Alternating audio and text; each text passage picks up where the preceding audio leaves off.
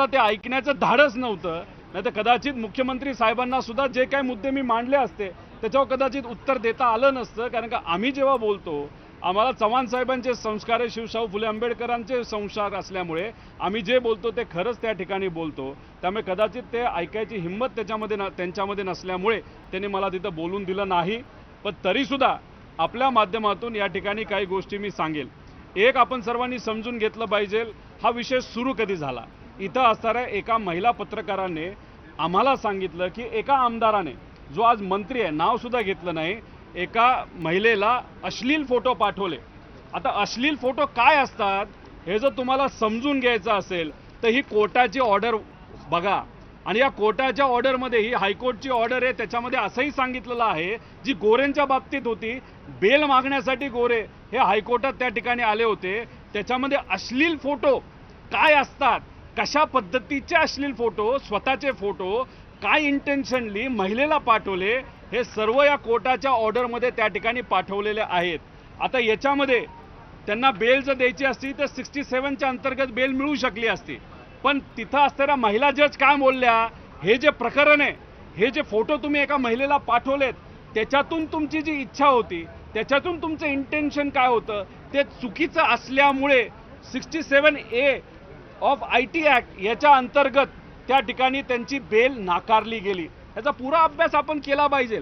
आता याच्यामध्ये जो देवकर नावाचा PI आहे, 2009ला या गोरेंचे पैसे पोलिसांच्या गाडीमध्ये ट्रान्सपोर्ट केल्याबद्दलची चर्चा, नकारात्मक चर्चा त्या अधिकाऱ्याच्या बाबतीत त्या भागामध्ये तुम्ही तिथं जाऊन कोणालाही विचारा. त्याच्याचबरोबर हे अरुण देवकर इतका महान व्यक्ती आहे, पोलीस प्रशासनामध्ये आहे.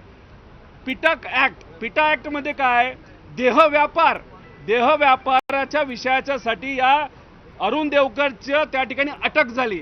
हाच अरुण देवकर जो ट्रॅप लावतो, ट्रॅप लावताना या महिलेचा जो तिथं वकील होता तो दुर्दैवाने मॅनेज झाला अशी तिथं चर्चा आहे.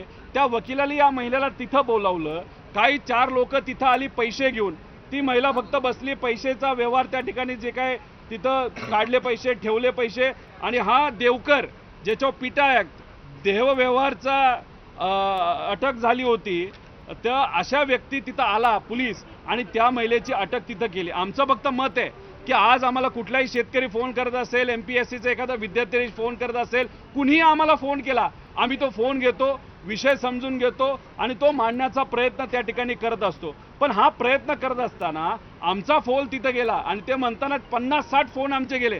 अजिबात तसला काय फोन गेलेला नाही. महिलेला मी ओळखत नाही आणि सुप्रियाताई सुद्धा ओळखत नाही. पण खरात नावाचे जे पत्रकार आहेत, अनेक वेळा इथं मला भेटलेत. इथं येण्याचा अधिकार, त्यांना परवानगी विधिमंडळाने दिलेली आहे, अध्यक्षांनी दिलेली आहे. मग तुम्ही त्यांचा अभ्यास नाही केला का? त्या पत्रकाराला इथं बोलावलं आणि तो पत्रकार अनेक वर्षांपासून सामान्य लोकांच्या हिताचे प्रश्न मांडत आलेला आहे.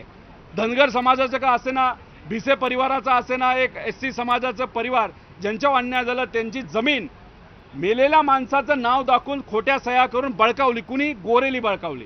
त्याच्याचबरोबर तिथं जेव्हा कोविडचा काळ होता, मेलेल्या व्यक्तींवर असे अनेक लोकांना 3.5 कोटी रुपये त्यांना जिवंत दाखवून त्यांच्या खोट्या सह्या करून या गोरेंच्या संस्थेने त्या ठिकाणी बाहेर काढलेले आहेत, पैसे खाल्लेले आहेत. तर हे त्या ठिकाणी असताना हा खरा पत्रकार त्यांच्या विरोधात